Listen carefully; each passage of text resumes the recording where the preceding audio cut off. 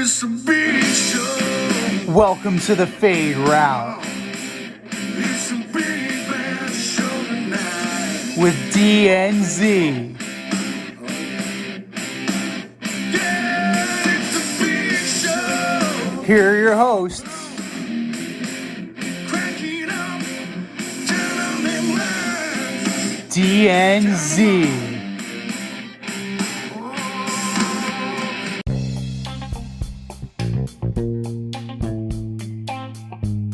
Welcome to this episode of the Fade Route with D and Z. I am D, and we've got a great show for you tonight. Major League playoffs have started.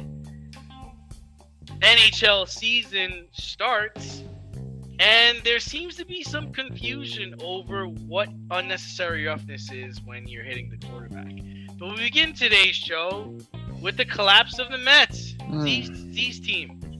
After winning over 100 games and being in the driver's seat for most of the year, the Mets were sent home after losing 2 out of 3 to the San Diego Fathers at home.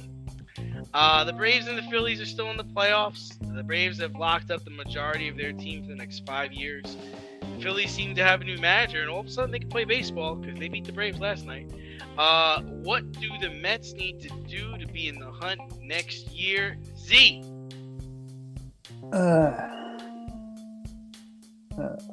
First, let's close the book on the 2022 season for the Mets.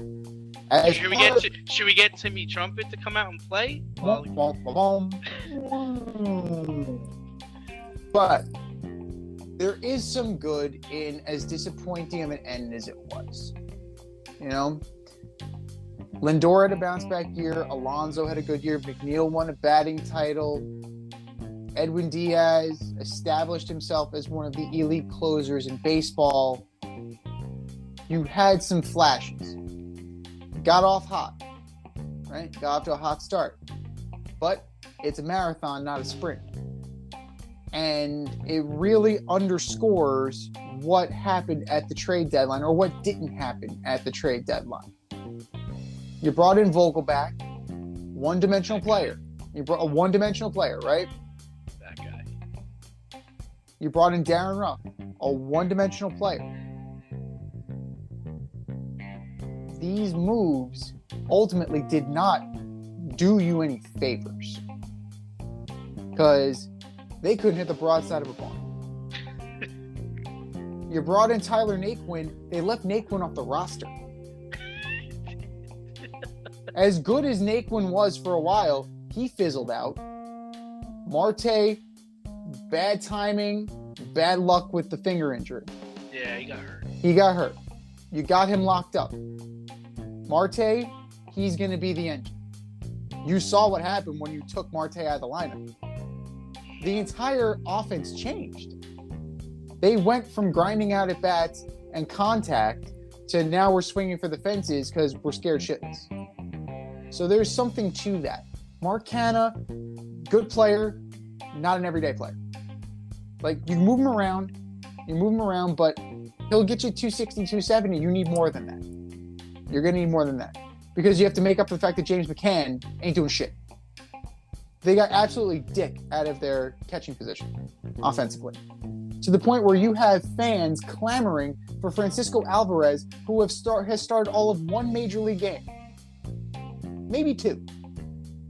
You want him starting over McCann, starting over Nito. That seems a little rash to me. There's elements of good here. You need to put emotion aside and figure out what the good is. Because now you have the work to do, right? In the 3-game series against the Padres, who came to play? The Padres came to play. Credit to the Padres, right? 7-1, 7-3 victory for the Mets, and then 6-0 one-hit shutout by Greasy Joe in the series clinch. That one hit was by Pete Alonso. This team is going to lose 3/5 of the starting rotation. Maybe 4/5, maybe 80% of the starting rotation. They're free agents. Lugo's a free agent. Diaz is a free agent. Nimmo's a free agent. You need to prioritize some bats. Nimmo needs to come back. He's proven himself to be a player. You need to upgrade the outfield a little bit. Ken is good, can't be your everyday player. You need to come up with some kind of something out of the catcher position. If it's Alvarez, great. Like, give him a shot. Then you better make sure that Nito's behind the plate as your defensive replacement. Your bench completely needs to be revamped. If you're going to bring back Vogelback, that's fine.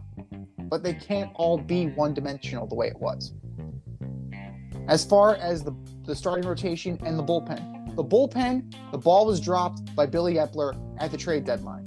They needed a lefty. They didn't get a lefty. They needed another reliever. They didn't get another reliever. We're going to talk about the Yankees and what they did. Yes, all of their moves are blowing up in their face, but they made moves. They did some things. The Mets sat on their hands because they didn't want to give up the prospects. And I understand that. But you're on a win-now trajectory. You got to make a calculated risk. This is not Brody Van Wagenen. Those teams were not ready. As presently constituted, this team could have made noise with the right additions. And it was not there. Spinning it forward, DeGrom, if it's a team-friendly deal, lock him up. Team-friendly. 3 to 5 years in that $150 to $200 million range. That's fine. I would live with that. Bassett, bring him team-friendly deal. He's not a number 3. He's not a number 3. He looked sick. He looked shook in that game. But the biggest thing, Walker should have been in. Walker was nowhere to be found. Carrasco, nowhere to be found. They were on the roster. They should have been in the game at some point. When Scherzer got rocked, that, Mr. 40 million, that's the game. The Braves game and game 1. Those are the games you got him for. Not the games in May against the Pirates. And he shit the bed twice. Yeah, for me, to sum up the Mets season, my response to that would be their closer had a cool entrance. Oh, stop. There was more than that. That's bullshit. The way I would sum it up. That the Braves stole. That Wilson Contreras' little brother stole. Oh my god, that's awesome. Listen, they got beat. What do you want me to say? they're just, I think the Mets are in a lot of trouble. I think this was their year.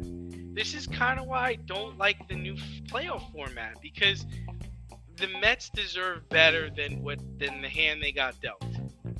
Okay? Like, they won over 100 games, and they were rewarded with a 3-game series against the Padres. Like, that's just not fair, man. Like, that's not fair. And Yankee fans will say tough shit until their team is in that position where they got to face, a team that's stacked offensively and defensively, right? Well, look at the Blue Jays. The Blue Jays ran into a buzzsaw that was the Seattle Mariners. That's true, but the only thing I would say about in the Blue Jays case is the Blue Jays were not as good as the Mets. Okay, I can even say that. The Blue Jays are an up and coming team.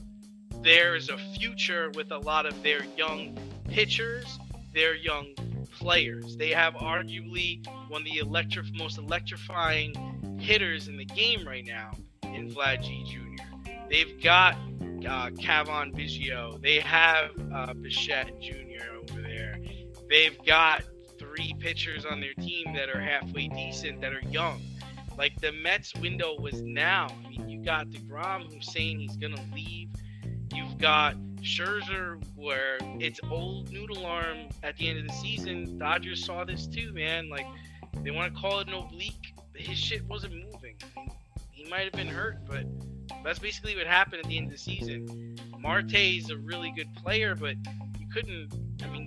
You spent too much money to say it's all Marte's fault, right? And I love McNeil. I think he's a really good player. But, to me, this was it, unfortunately, because now I think their hand is forced. They've got to go pick up Judge in the offseason, man. That's it. You're going to offer him more money than anybody else is going to offer him. You're going to make his decision to go play for the Yankees or go play for the Giants extremely difficult. I'll tell you what, you'll win more games next year. I don't think he's going to be hitting 62 bombs, but you put him with Alonso, you put him with Marte, put McNeil in front of him. That's another thing. They got to change the way they do this batting order. This batting order sucks. Like, they got to move some people up, move some people around.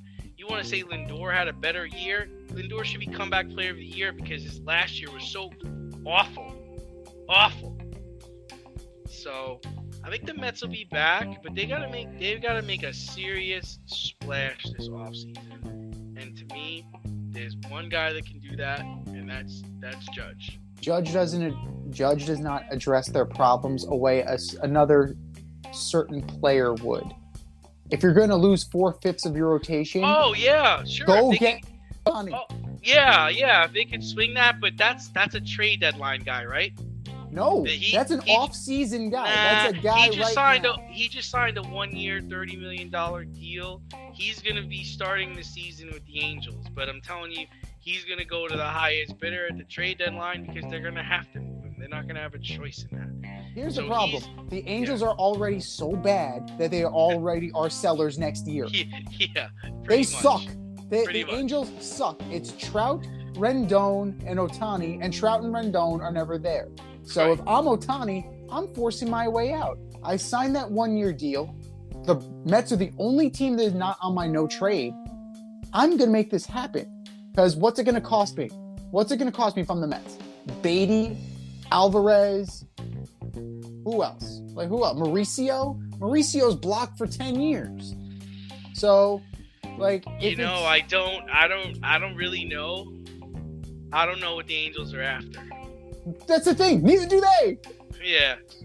That's the I beauty. don't know. That's the beauty part of dealing with Perry I don't Massey. know.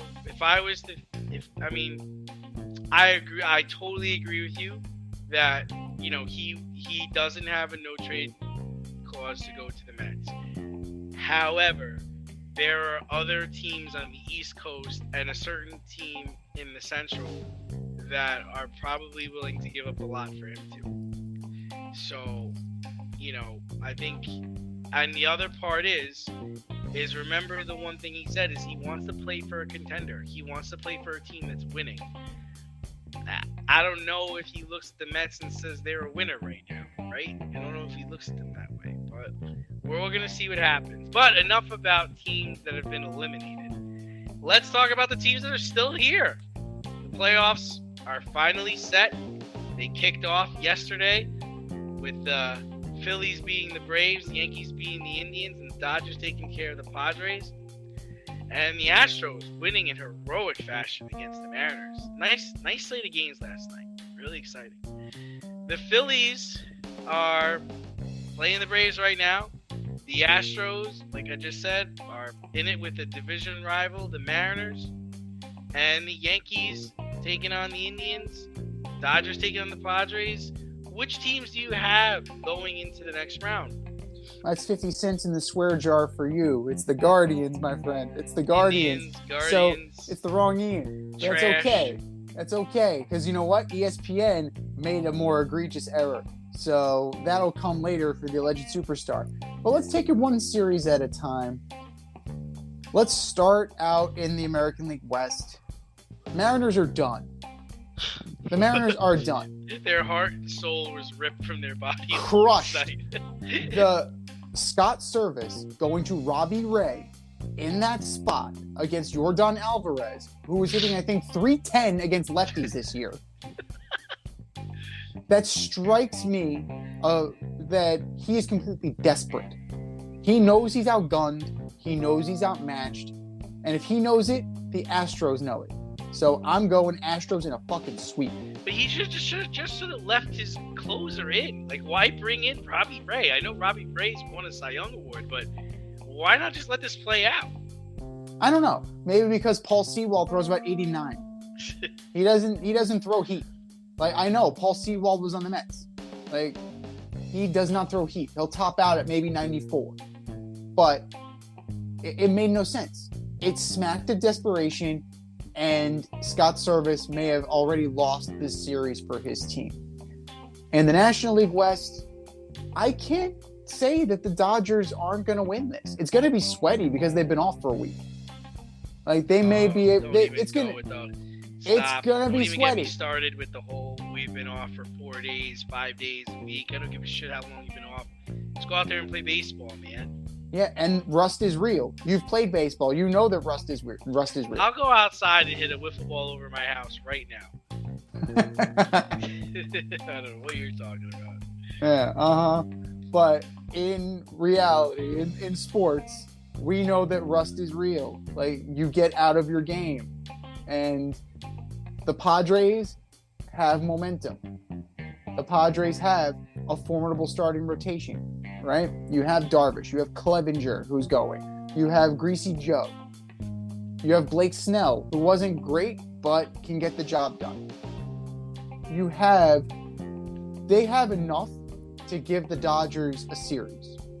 It's not going to be a rollover. The two that I'm looking at now from the East, the Yankees and the Guardians. The Guardians have outkicked their coverage. They're the youngest team in the league. They're too young to know that they're in over their heads, which it can be scary for the Yankees because the Guardians don't know what they're in for, and that means they're going to be playing loose because they outkick their coverage, right? They have no expectations hanging over them because they're not supposed to be here. We had them pegged for what, second to last? And now they're in the playoffs. Now, is that because playoffs?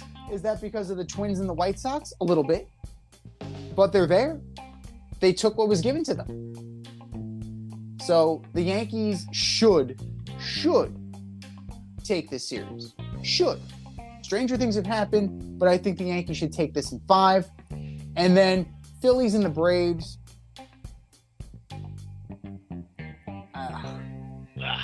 I'm going to take a shower after this, but I'm going to take the Phillies just because I don't want the Braves to win. Who you got? Yeah, I'm kind of going chalk, honestly. I mean, I think the Astros are the class of the American League. I've said that since the middle of July. I think the Dodgers are the class of the National League West. I got the Yankees beating the Indians, and I got the Braves somehow gonna beat the Phillies. Like, they got it, right? The things I'm looking to see, which already took place, was is Garrett Cole gonna dominate, which he did. He did respectfully, like he was supposed to. So he was a true number one. Can the Astros win late? They showed that last night. You can have a 7-3 lead over them going into late innings, and you're still going to have to play your best baseball to beat them. The Dodgers are playing a familiar foe. They're playing the Padres. They know the Padres in and out. I don't think they're afraid of them. And they have, in my opinion, the real batting champ of the National League, and that's Freddie Freeman, man. He's probably top 5 hitter in the league. Former defending champion. He's going to do his stuff for them.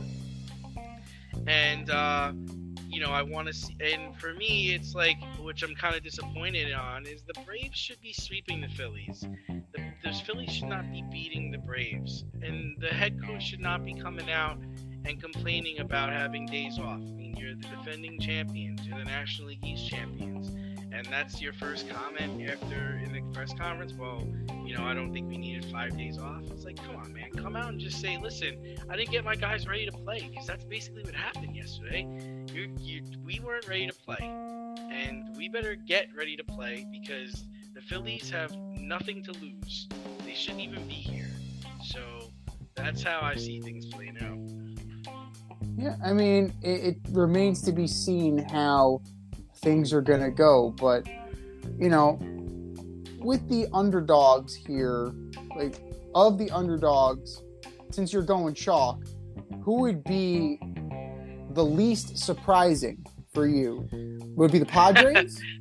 The least surprising to me right now would be the Phillies because they won the first game. In terms of winning No, the series, no. you would say the Phillies would be the least surprising to you? Yeah, I mean they're already one up. I mean that would be the least surprising if they went on and won tonight, and then what? We're gonna go to Philadelphia and somehow win 3 in a row. I don't know if that's gonna be possible. You're going against two of my exes. You're going up against Zach Wheeler, and I'm sure Thor will make an appearance at some point. So you're saying least surprising to like. To me, least surprising would be the Padres because it's a division opponent. They match up very well with the Dodgers, and I could see that going the full Monty. I can see that going the full Didn't series. the Dodgers like dominate them the last like I don't know like 8 times they played them or something like that? I mean the Phillies are a divisional opponent for the Braves, right? So Yeah, but the Phillies don't match up. The Phillies don't match up the same way. Like they have to play Nick Castellanos out in the outfield. Like it's a hell of a lot different than the stacked lineup that the Padres are going to put out there with an all-star pitcher, an all-star starter out there, right? I would see the one team that has no shot is probably the Mariners. I don't think the Mariners have any chance to beat the Astros. The Astros are just playing so good this year, man. And it seems like they're really out for blood. Like they're trying to prove to people wrong about the whole World Series that they supposedly stole, right? They're trying to show, hey man, Springer is gone and Correa is gone. We still were the best team in the league this year. Yordan Alvarez is a monster. And they do The it second with coming of pitching. David Ortiz. They do it with pitching too. Verlander, man, he's sleeping on the Astros. Yeah. So that's where I'm at. Do you love brownies? Of course you love brownies. But you know what's better than a brownie? A delicious, handcrafted, gourmet brownie delivered right to your doorstep.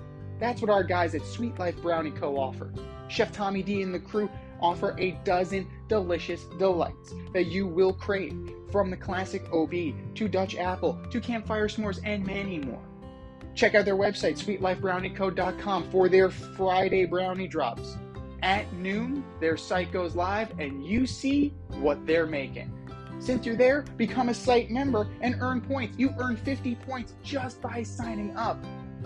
Make sure you follow them on Instagram and Facebook too, at sweetlifebrownie_co, for the latest updates and their latest releases and creations.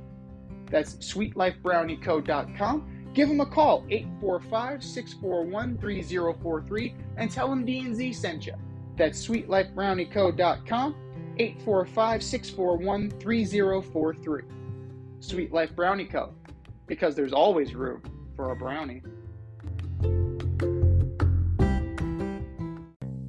But, believe it or not, we have some basketball to talk about. In the middle of football season and the end of baseball season, Draymond Green made headlines when a video leaked of him arguing with Jordan Poole at practice and then punching Jordan Poole in the face, knocking him out. The team did not take any action, but Draymond is taking an imposed leave of action from the team. Leave of absence from the team. Where do the Warriors and Draymond go from here? When Draymond's right, mentally, I think it's business as usual. I really think that this is business as usual. Draymond Green, as a player, is an irritant. That's his job, right? That his job is to get under the skin of the other team.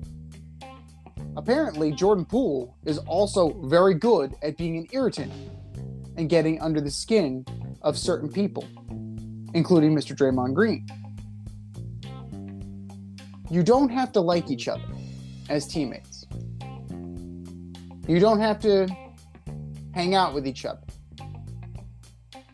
But at the end of the day, you have to be pulling in the right direction. And I think I'm with Steve Kerr on this. He said in his 32 years in and around basketball, he's probably seen 20 fistfights. He's admitting to seeing 20. Admitting to. There's probably more. And God knows what else happened. But I have to think that this is going to be water under the bridge because of the ownership of the team, management, and the star players. They're going to want this buried. They're going to want this taken care of. And Draymond Green is a pragmatist at the end of the day. And he knows that this is his best shot at winning. Right? This team is his best shot of winning. Where else is he going to go? Where else is he going to go at this point in the season if they cut him? My thing is this, is that, you know, they're going to be okay. They just need to figure out how to push forward. And these guys are pros. They'll be able to, and I don't see this having a major impact at all once Draymond gets back from his absence. Well, man, the optics of it were awful, right? I mean, video makes everything worse. I think it's a tough line to walk where, you know, you talk about the Udoka situation, right? Mm-hmm.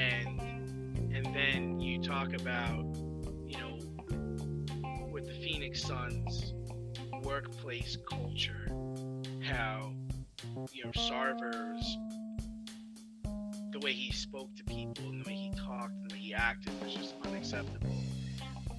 And then you have, you know, teammates, essentially a coworker, punching another coworker in the face so hard that he crumbles to the ground. So I think the NBA and the Golden State Warriors need to figure out what line are we walking here. Like, where is the players' union? Fights? Well, fights and arguments, okay. This was a situation where somebody got knocked out. You know, this wasn't like a swing and a miss, man. This was somebody got knocked out.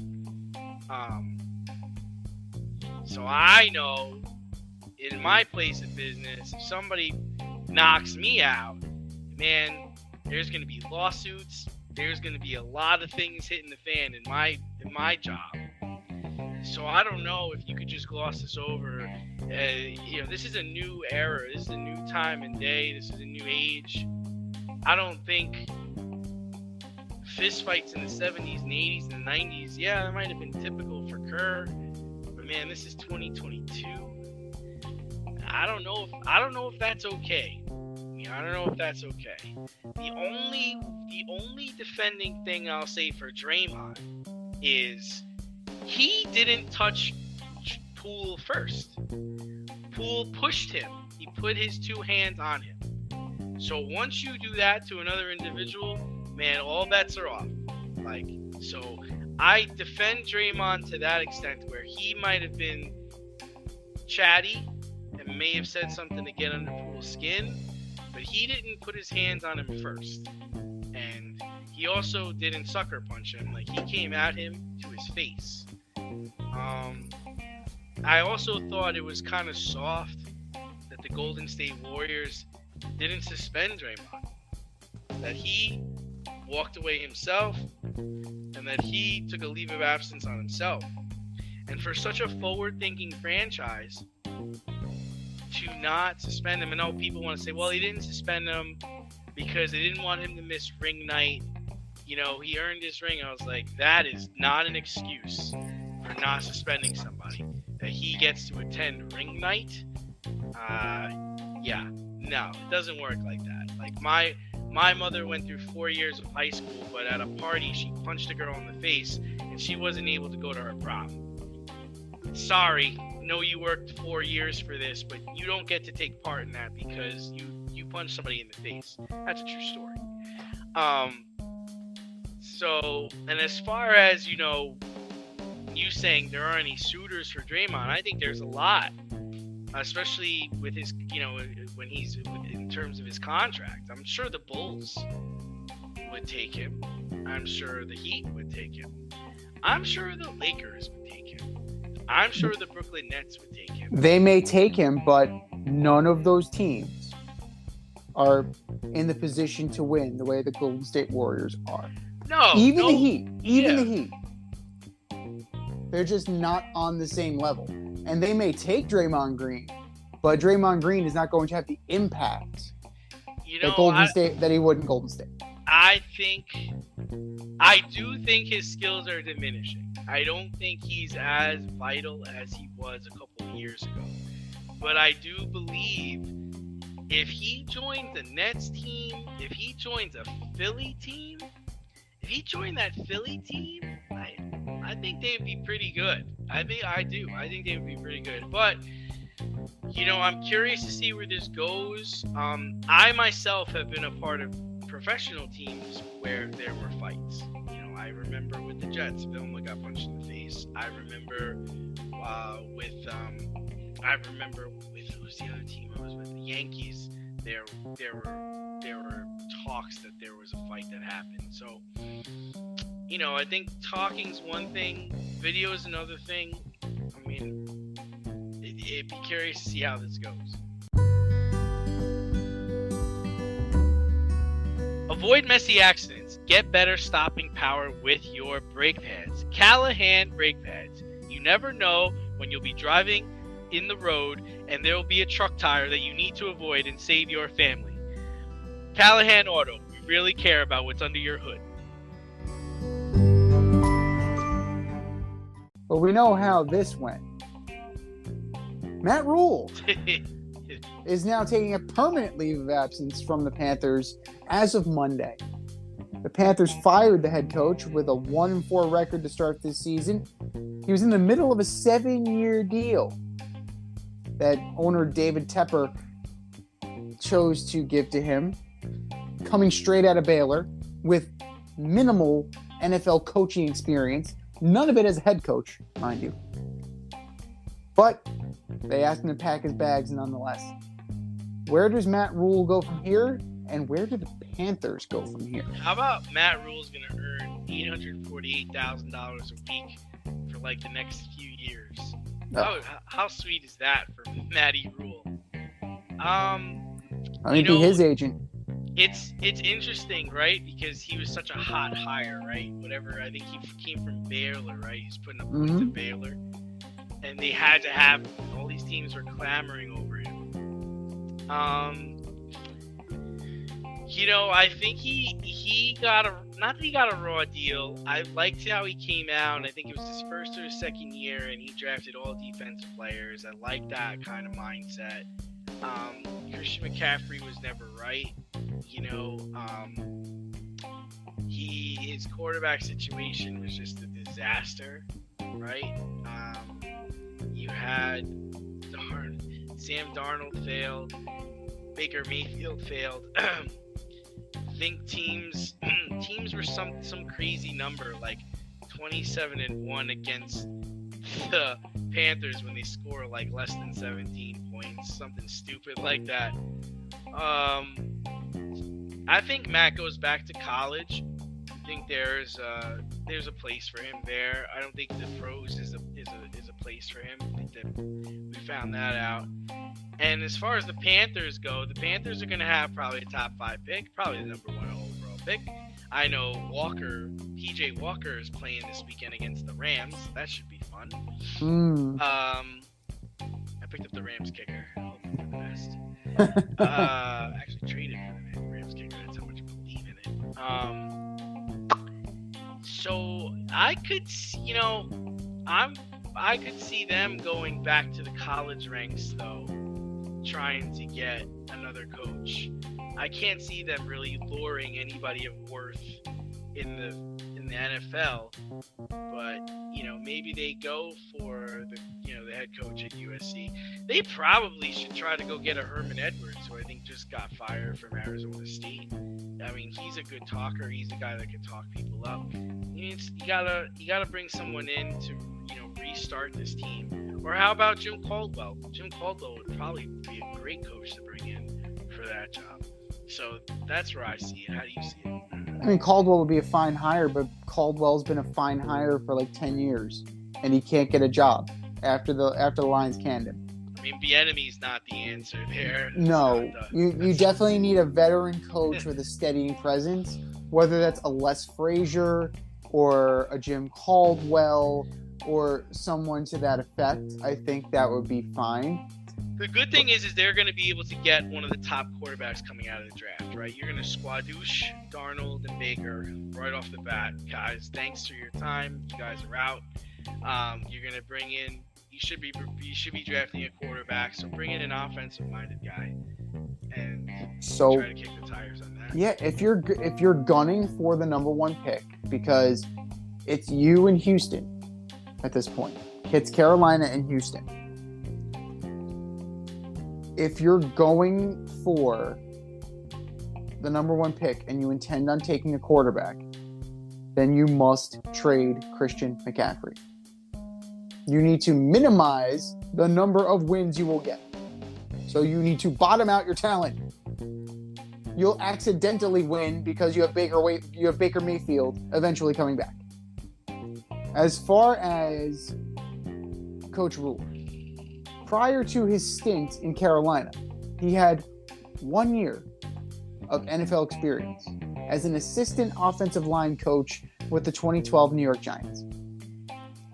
Everything else was Temple, Western Carolina, Baylor, 2 seasons at Buffalo. So for me, based on his past success and the cachet that he has in college, 2 programs come to mind. Now, we'll see if this comes to fruition. Nebraska, they just fired Scott Frost. Yeah. Would they want to bring in a big name coach with NFL experience, albeit bad? Would you want to go that route to bring the Cornhuskers back to where you think they belong? And the Oklahoma Sooners, can't do much worse. Those 2 programs, I think, would benefit a lot from Coach Rhule. But the Panthers are thoroughly mediocre. They are thoroughly mediocre right now. They have some assets that they can move, but they're closer to the bottom than the top, and there's nothing for the foreseeable future that indicates that they are going to be trending upward anytime soon. But I've gotten some reports. The Bills are interested in McCaffrey. I've heard that they're going to be like the primary target. The Rams can never be counted out, even though they don't have picks till like 2087. Like, if they decide to move McCaffrey, where do you think he's going? Where's the best fit, in your opinion? I mean, I can't really. He needs to go to an offense that has more of like a spread game, right? Like to me, a team like Baltimore would benefit from him. You got to get someone who can spread it. Buffalo, I don't see him as a cold weather runner, like kind of running between the tackles. And that's how he gets hurt. He's a little guy. Right? Fournette gets hurt, you couldn't count out. Well, they won't go in the division. But that's another thing that's on Carolina's side, is like this whole division is really rebuilding, right? It's like Tom Brady ain't the quarterback of the future for the Bucks. Mariota's not the quarterback of the future for the Falcons. I don't think Jameis Winston is the quarterback of the future for the New Orleans Saints. The New Orleans Saints and the Bucks are probably the only 2 teams that are kind of close to rebuild, but a lot of their talented players, they're on a short contract, so they're not gonna lose out on much there. Yeah, that's what I would see. Like, I can't see really Kansas City getting involved with him. Maybe Seattle. I guess Seattle loses their guy, they could get into it, but it's tough because he's got diminished value because he just doesn't play. He doesn't play enough. He's always hurt. The dude is always hurt. I'm surprised he's still playing right now. I don't even think he has any touchdowns this season. Nope. He doesn't? So, yeah, I believe he does. Like, he racks up yards. He gets yards. Yeah. The problem is that, they can't find the end zone with both hands. Like, that goes going back to the quarterback problem. They still haven't replaced Cam Newton. They haven't replaced him since 2015. So that's a major problem. They have not gotten the quarterback right. And that is a problem long term, because it doesn't matter if you bring in Robbie Anderson. It doesn't matter if you have DJ Moore. It doesn't matter if you have these players. If your quarterback's not going to get them the ball, they're fucking useless. They're going to be absolutely useless. Need some last-minute fantasy football advice? Then the boys at the Fade Route have you covered. Tune in every NFL Sunday to Red Light, Green Light 1, 2, 3 with DNZ. D and I give you our top 1, 2, 3 fantasy starts, or green light, and fantasy sits, or red light. That's Red Light, Green Light 1, 2, 3 every NFL Sunday during the season. You can find us on Apple Podcasts, Spotify, and wherever you get the Fade Route. That's Red Light, Green Light 1, 2, 3 with DNZ every NFL Sunday during the season. Speaking of turning over a new leaf, the NHL season has started in Prague over the weekend. Okay, good as place as any, I suppose, where the Nashville Predators beat the San Jose Sharks to start the season. We had some Ranger action last night as the Broadway Blue Shirts upended the Tampa Bay Lightning in a little bit of a revenge game for last year's conference finals.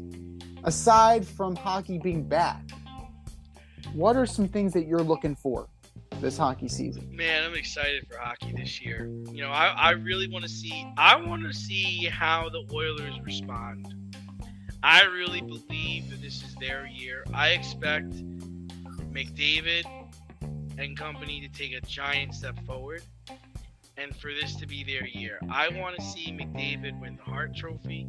I want to see him dominate like Ovi, Crosby, or Gretzky did over the last few years. That's what I really want to see with the Oilers. I want to see the Predators compete. I love the Predators. They're probably my second team that I root for. I want to see them compete, get back in the mix. The Penguins opted to keep Malkin, Crosby, and Letang together. So I want to see if they've got another run in them. I don't think so, but I want to see it. And the Lightning, can they go for 4? Can they get to 4 Stanley Cups in a row? You know, I really think they just ran out of gas last year against the Avalanche. And the Avalanche's rings are sick. And their ring box is awesome this year. That's insane. Last year, too, that ring is so awesome. So highly doubtful seeing the Lightning get back, but I'm excited for hockey. I'm excited to see Matthews of the Maple Leafs, and it's a great time of the year in sports. I mean, you've got hockey, you've got baseball playoffs, football, and you got basketball on the horizon. It is a good time. You have the confluence of all 4 major sports. You don't get that except in this time of the year, right? You never get that until October and into November. But Edmonton, it's shit or get off the pot time for them. Like McDavid, Draisaitl, you have the firepower. You supposedly just needed a goalie. You have your goalie. Goalie! You finally have your goalie. Let's see what you got. This is it. No more excuses for them. The Avalanche, can they run it back with a new goalie? They lost Darcy Kemper. They traded for Alex Georgiev from the Rangers.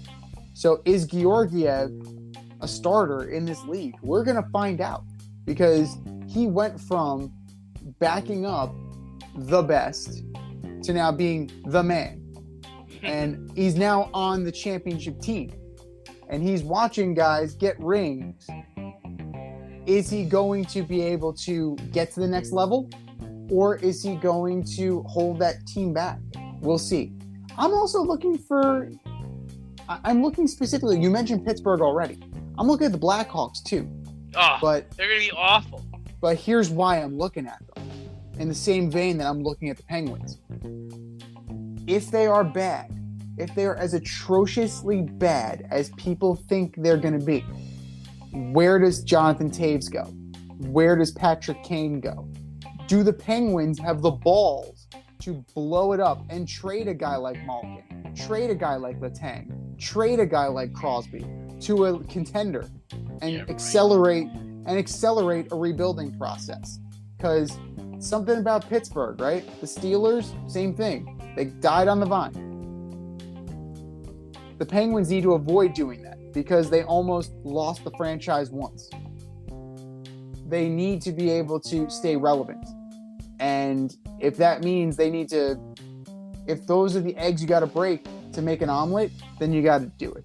In terms of local sports, we got to see if the Rangers can actually get to the next level, right? They were one series away from the promised land, and they fell just short. They got beaten up along the way. They played multiple overtime games that ran them out of gas.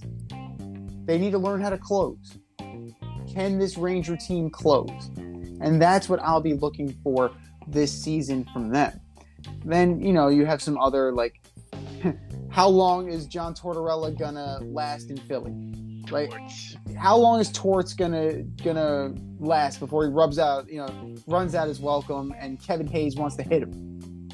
It's gonna feel like it's like Dubinsky in Columbus. Kevin Hayes is gonna start having flashbacks. It's not gonna be pretty. But there's some legit teams. There are some legit teams that can definitely take the next level, but they have to get out of their own way. Florida got bounced last year. Can Florida learn from losing? Toronto, perennial chokers. Perennial chokers. They got their guy. Are they finally able to get over the hump? These are the stories that are going to carry this all year. Calgary Flames, right? Make this crazy Matthew Tkachuk for Jonathan Huberdeau trade. You lost Johnny Gaudreau. Are these the guys that are going to? Are they going to stay up at the top of that division? There are a lot of question marks right now. There aren't that many sure things. Even the defending champion isn't a sure thing. The one thing that you can hang your hat on is that Tampa Bay is going to be in the playoffs, and they're going to be a problem. Can they get to the fourth cup? We'll see. We'll definitely see. You have a lot of teams gunning for them. A lot of teams got better. We're definitely going to see if Tampa Bay is going to be able to hold them off. But I'd say they at least are going to make it to the conference finals. Can you take the championship from DNZ? This year, you can play our football pick'em on CBS Sports and compete against us in the option every week. Check the link in our Instagram bio, Fade Route Podcast, for all the details and to sign up. Then tune into the Fade Route every week until the Super Bowl for updates and standings. Bring it on.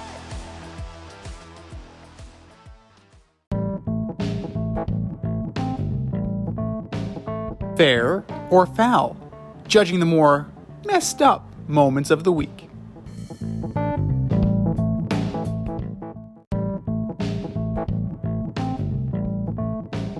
All right, boys and girls, here's how it goes.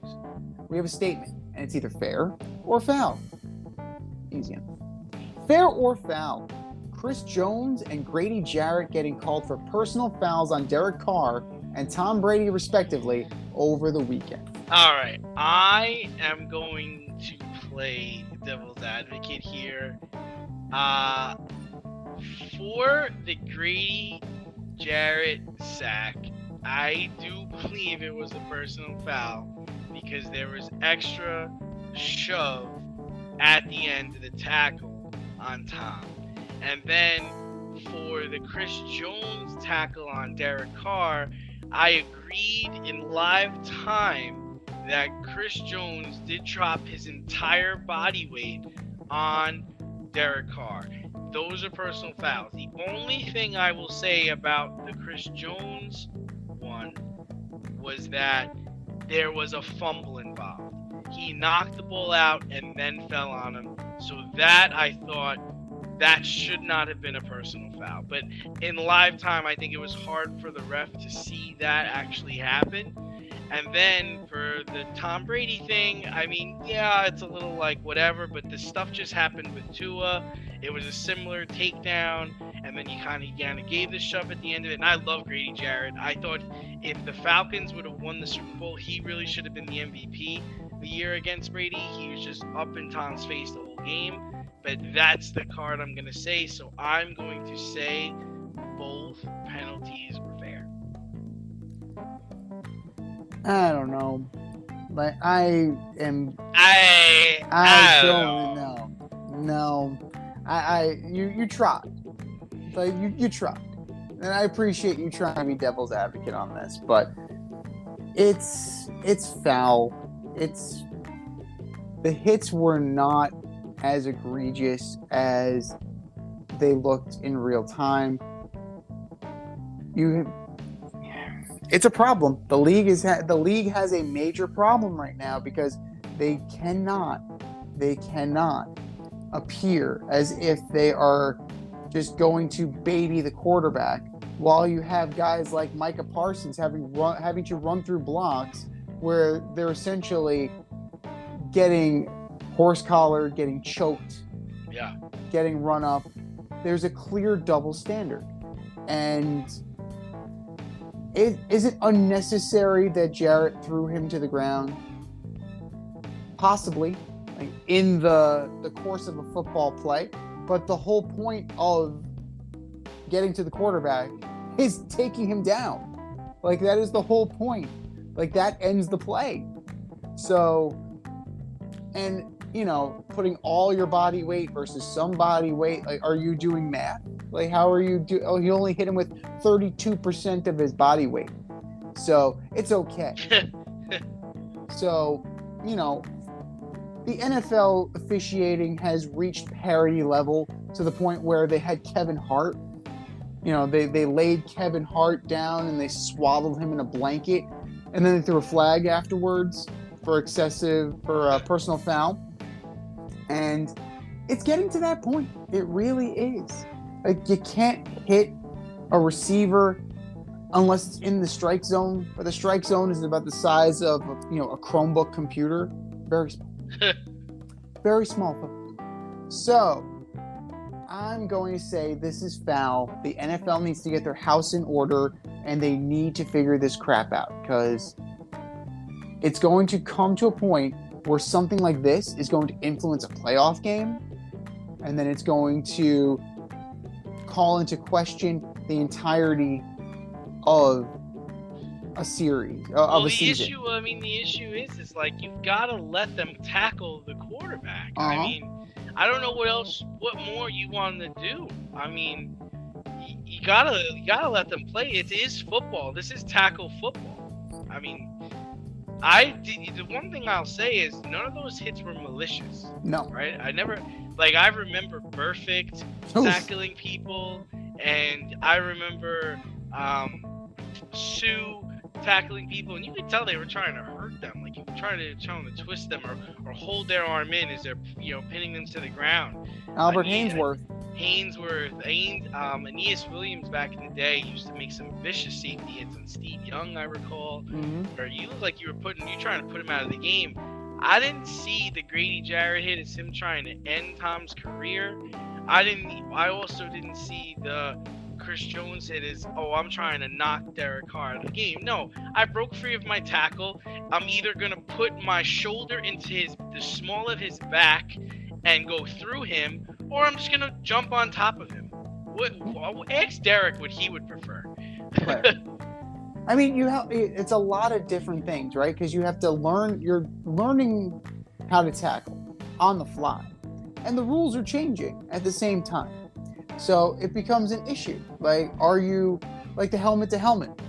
You drop your shoulder, but now your opponent's helmet is lowered. How is that? Does that become a defenseless receiver? So you are actually kind of encouraging players to pull up. And that's going to be a problem, because then it's going to swing the other way, right? Guys aren't going to be making tackles. They're going to be running free And what? It's absolutely ridiculous. They're trying to legislate football, defensive football, out of the game. And they've been doing it for years. Just say it at this point. Just put flags on them. Put flags on them if you don't want contact. If you don't want your precious golden boys to get hurt, put some flags on them. That's all I'm going to say about that. Fair or foul number 2. Buck Showalter asked the umps to check Greasy Joe Musgrave's ear. Greasy Joe Musgrove's ears. Excuse me, not Musgrave. His ears during the 6th inning of the playoff game Sunday night. I'll let you go first in this one. I'm going fair. It's fair. It's absolutely fair. In the same way that Padres hitters stepped out and did their best Nomar Garcia Power impersonation after almost every single pitch, it unnerved Chris Bassett. It did not unnerve Joe Musgrove. It didn't work. But it is gamesmanship. And we saw it. We saw something. Like, your ears don't shine like that. So, we don't know what it was. Andrew McCutcheon was speculating that it was red hot. Right. It might have been icy hot. It might have been something. But I can tell you this. Ears don't shine like that. But, and you also don't go to your natural instinct is not to go to your ear. And Joe Musgrove did go to his ear a couple of times. He went to his ear, then went to the dirt. Ear, then dirt. Ear, then dirt. And for those of you that are saying like, oh, well, slippery substance can't help with your spin rate, once you put some dirt on it, it becomes a friction. And that'll allow for some spin rate. His spin rates were up through the roof, right? For this time of year, you can argue adrenaline. You can argue, being pumped up, having the extra day of rest, whatever. But they were almost a full. His miles per hour was a mile and an hour and a half more, and his spin rate was like 1.5 times. So something was going on. But it's totally fair for Buck Showalter. His job is to make sure the Mets win, right? His job is to try and get the Mets to win. They did not hit, but if he saw something and he called him out, he's well within his rights to do so. Yeah, I'm gonna say it's foul. I mean, his team was just so terrible in that last game. They couldn't hit for nothing. So then they go and allege that this guy has got goop or dope or whatever on his ears, and really it's really just like, I think what McCutcheon was saying it was like red hot. We're just trying to keep him like fired up and focused and in the moment and paying attention to something other than 40,000 people in the stands booing him. I thought it was foul. I liked what the Padres were doing against Bassett. He's a rhythm pitcher. They were trying to take him out of his rhythm. But, saying a guy has got something on him when he really doesn't got something on him, it looks kind of petty. And it looks kind of awful, especially when you're the team that won all these games and really this was supposed to be your year. You've stooped to the level of, they must be cheating. We can't hit the ball. This guy's got to have something. But check him. He's got to have something. That's what it came. That's what it felt like to me. Here's the thing. If they did throw him out, right? If they did find something, wouldn't have been an issue. What the fuck are you waiting for? It was the 6th inning of the game. You waited till the 6th fucking inning. You're being one hit. Musgrove had the longest perfect game attempt in Padres history. And you waited until then. Like I said in the production meeting, it took me back to 2006 when Kenny Rogers was pitching for the Tigers against the St. Louis Cardinals. There was the clump of dirt on Kenny Rogers' wrist and forearm, right? And the palm of his hand. Like, he had brown shit all over his hand. That was not a clump. Like, for those of you that know what a clump is, it doesn't look like a streak. Then magically, it was gone. He washed his hands and it was gone. And his slider wasn't breaking like it was. So that is within the realm of gamesmanship.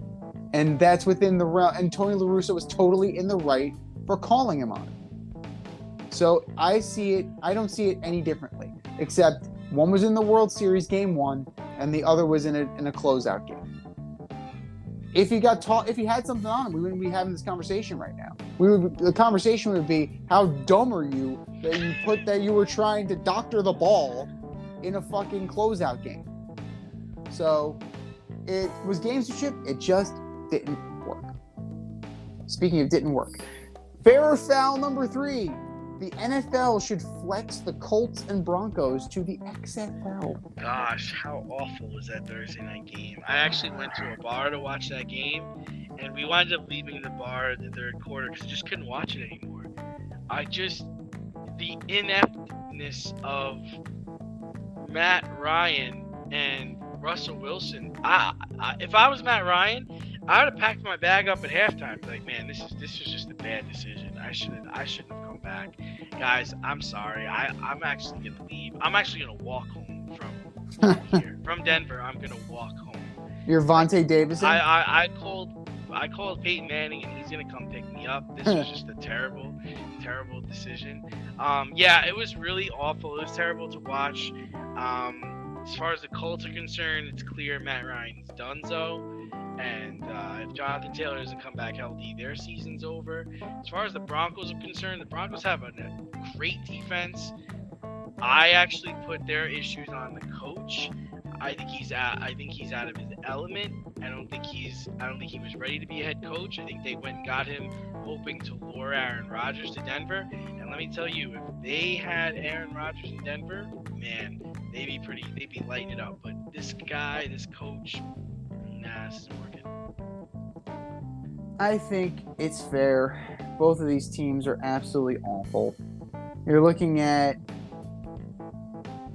the 31st and 32nd teams in points scored. Right? The Colts average 13.8 points per game, and the Broncos average 15. Shit. Absolute shit. The Broncos have decent rush numbers compared to the Colts. It's 112.6 to 91.4 in favor of the Broncos. But when you take into account now that they've lost Javonte Williams and you now have to rely on Melvin Gordon and Latavius Murray and Mike Boone, I'm going to throw Mike Boone out there. Boone. The one Boone you might be able to trust. But yeah, neither one of these look great. The one saving grace is Denver's defense. They're going to keep you in the game. Brandon McManus is a solid kicker, right?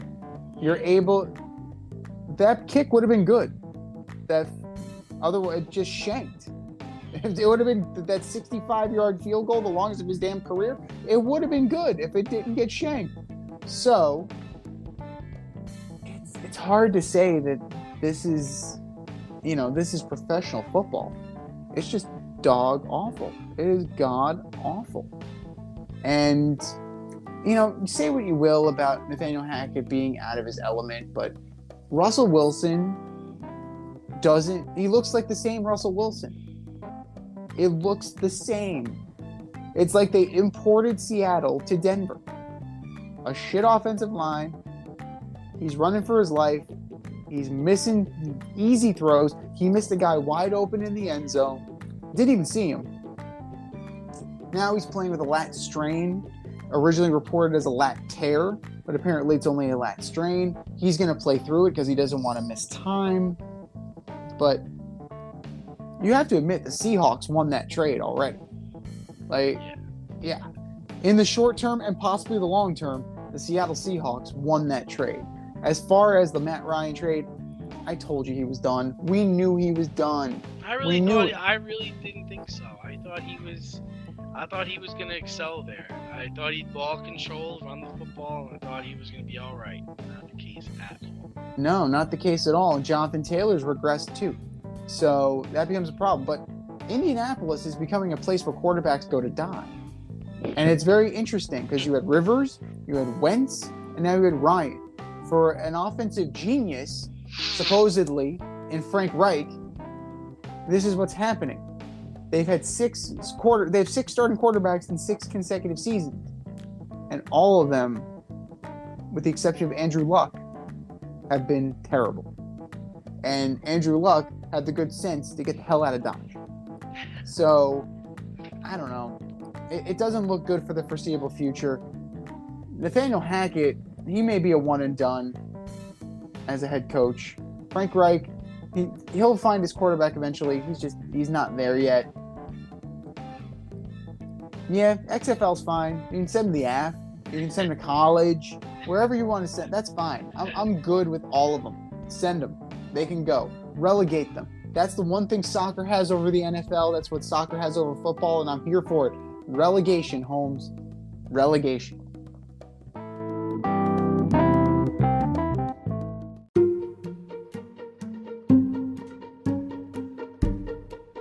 The Fade Store presents the Alleged Superstar of the Week Award.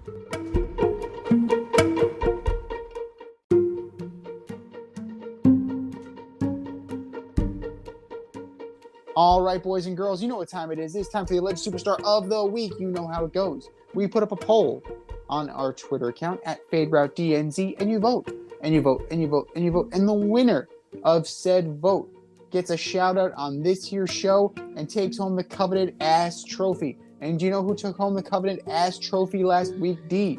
I don't. It was the Miami Dolphins, and rightfully so. They narrowly beat out the New York Mets starting pitching. So, New York Mets, you know what you need to do. Almost get somebody killed. Almost get somebody killed, and then make them watch MacGruber. Then you can get the coveted ass trophy. But that was last week. This is this week. Who you got? D. All right, first up for my alleged superstar of the week is Atlanta Braves head coach Brian Snicker. After the game one embarrassing loss to the Phillies, he said, "I don't think we needed 5 days off." This is not something the manager of the defending champions and NL East champions should say. I found his comments pathetic. Game one, and you're starting to make excuses already. How about, "I didn't prepare my team to play tonight. That's why we lost." That would have been much more acceptable. Brian Snicker, you are my alleged superstar of the week.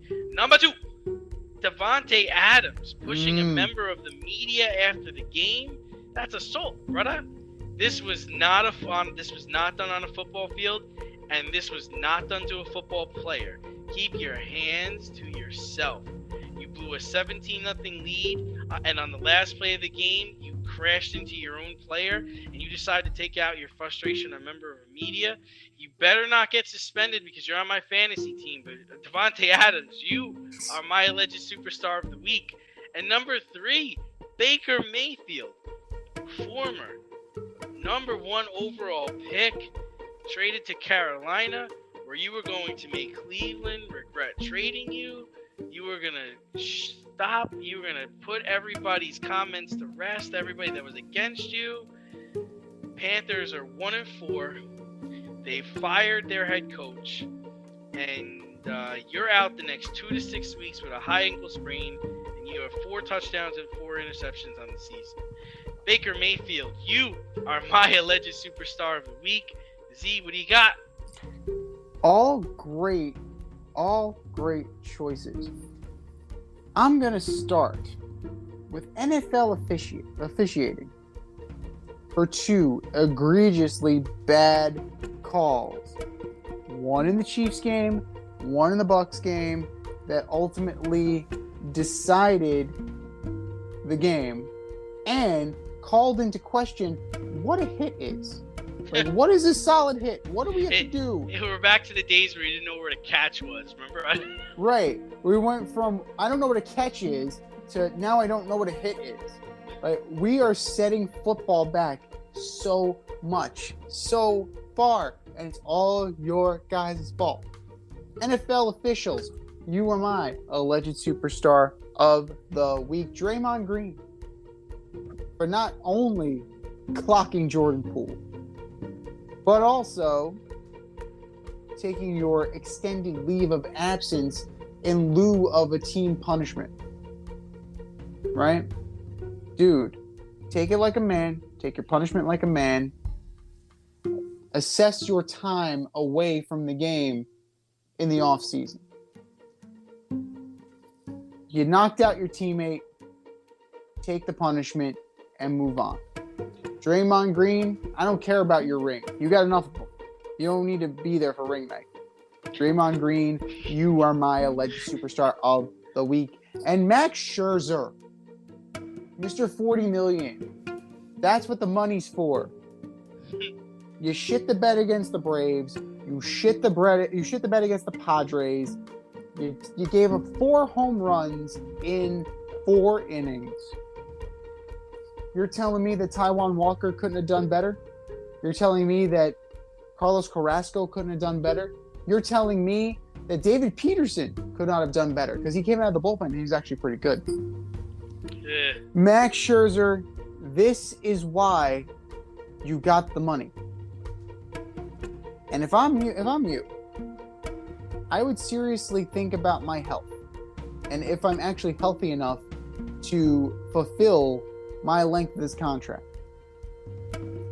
Because that's 2 years in a row that your body has failed you in the biggest moments of the year.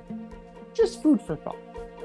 Max Scherzer, you are my alleged superstar of the week, but those are ours. What are yours?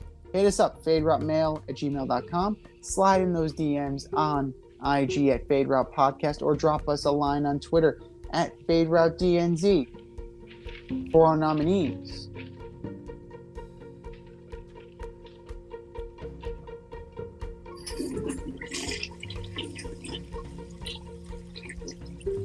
Just do better, boys. Just do better.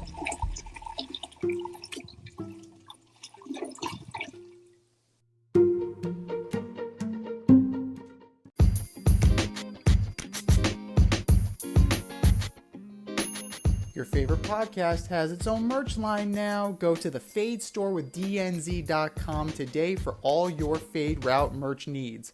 I'm talking tank tops, t-shirts, sweatshirts, like yoga pants, we got those too. Like some cool accessories, we got those too. And we're not done yet. We have so much more planned for you, but check out what we have today at the Fade store with DNZ.com.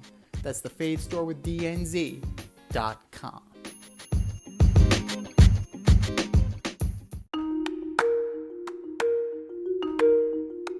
Let's run the option and give you our picks for the week.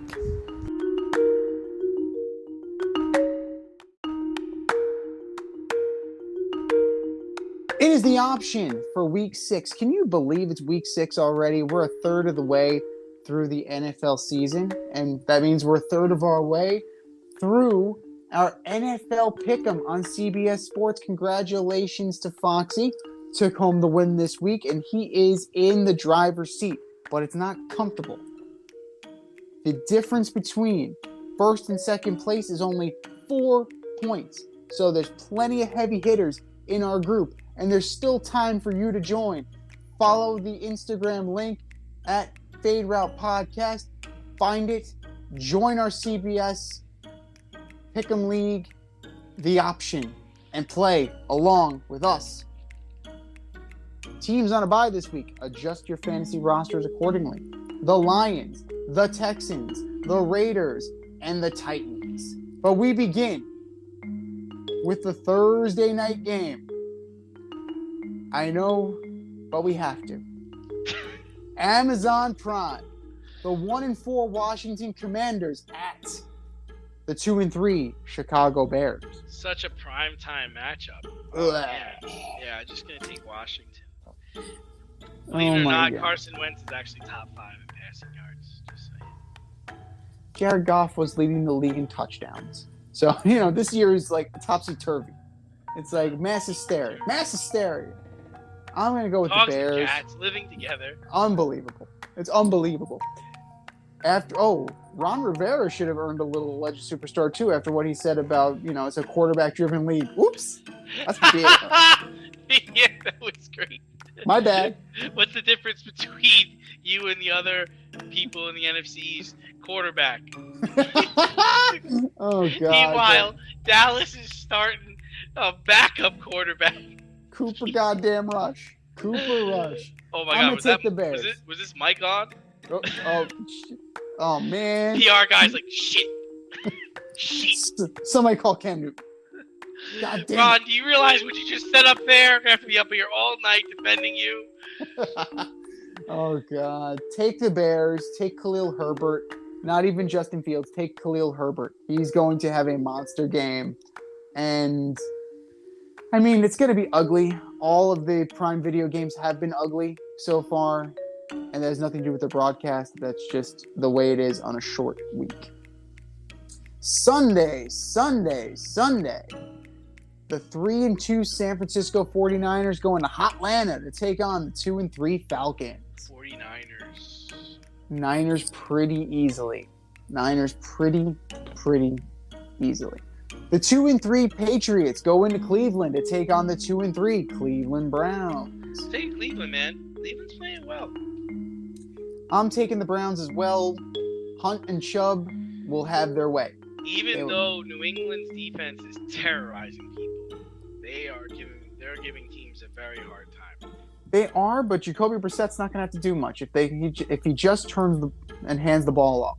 I'm interested to see what Bailey Zappi will be the second week. We'll definitely find out. The 3-2 New York Jets go into Lambeau to take on the 3-2 Green Bay Packers. Yeah, I'm taking Green Bay this week. I'm taking the Jets. I don't like what I saw from Green Bay. They now had to fly back from London. You had a rift between Aaron Rodgers and Jari Alexander. There's definitely something brewing in the Packers locker room. And it's the battle of the LaFleurs. And Matt LaFleur's little brother has been waiting his entire life to take it to his big brother. As a little brother, I know you always want to beat your big brother. And he's going to want to take it, and he's going to make it happen this week. The 2-3 Jacksonville Jaguars take on the 2-1 Indianapolis Colts. I like Jacksonville.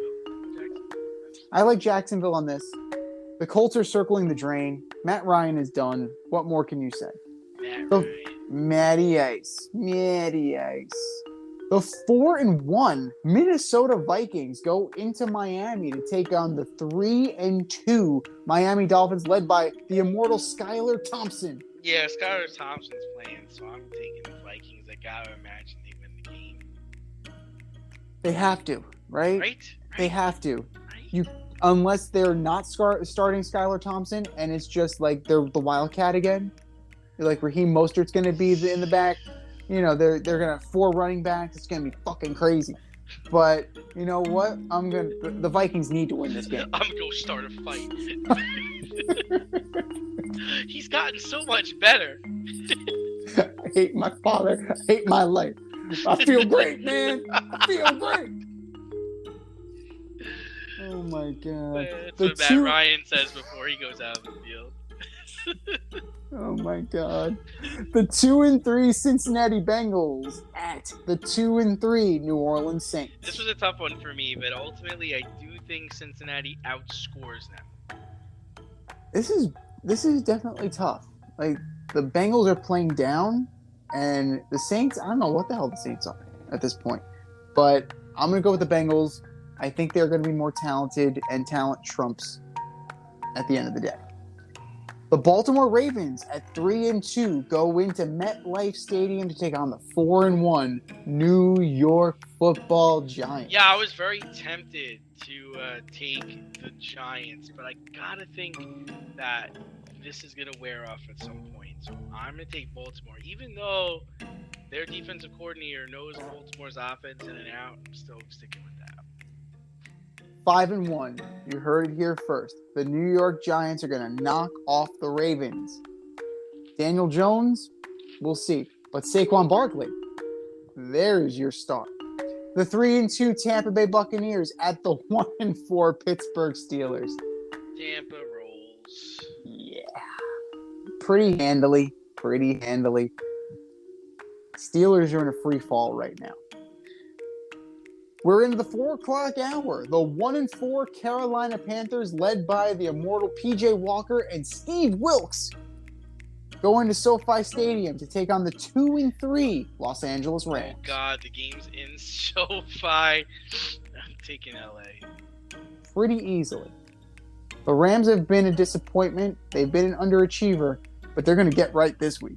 They're going to get fat this week. The 2-3 Arizona Cardinals go into Lumen Field to take on the 2-3 Seattle Seahawks. Yeah, I'm taking Arizona. They played a really good game last week. But I'm going to take Arizona. They played a really good game against the Eagles last week. I'm going to take Arizona. Kenneth Walker. Remember the name. Kenneth Walker. Go Hawks. They're going to take this one. The 4-1 Bills go into Arrowhead to take on the 4-1 Chiefs. The game of the week right here. Yeah, I'm going to take Buffalo.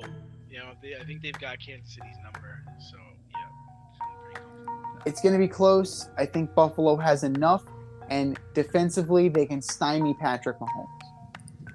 Your Sunday night special, the 4-1 Cowboys at the 5-0 Philadelphia Eagles. I'm taking the Eagles only because they're healthy and they've got the better team. If Dak was playing, I'd probably take the Cowboys. I'm gonna take the Eagles. If Dak was playing, I would take the Eagles. But Dak's not playing. So I'm going to take the Cowboys. And we're going to have a 3-way at the top of the NFC East. By nature of the tiebreaker, unfortunately, that means the Cowboys are in first. Bastard. But Sons of bitches. the Eagles were this close to losing last week. They were this close.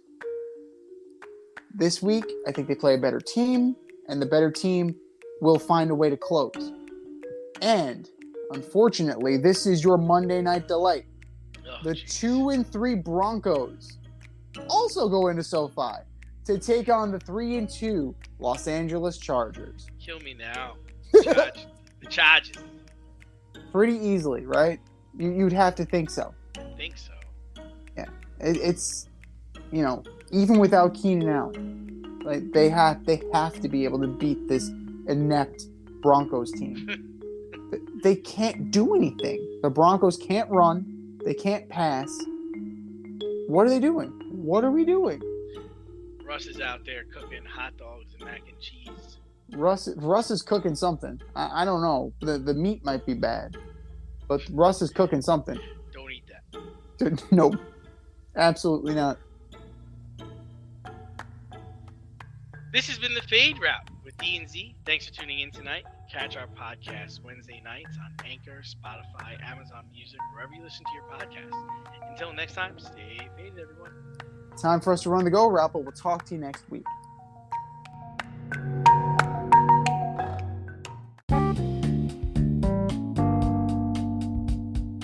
If you want to get on the action, we want to hear from you. Hit us up, faderoutemail@gmail.com. Slide in our DMs on IG @FadeRoutePodcast. Drop us a DM on Twitter @FadeRouteDNZ. Comment on our YouTube channel, The Fade Route with DNZ. Questions, comments, picks, segment suggestions, you name it, we want to hear from you. Get at us, in crowd. Thanks for listening to this episode of our podcast. If you like what you heard and want to hear more, be sure to like and subscribe on your favorite podcast platform. Rate us 5 stars, leave us a review, turn on subscription notifications, and tell your friends. Spread the word, spread it wide.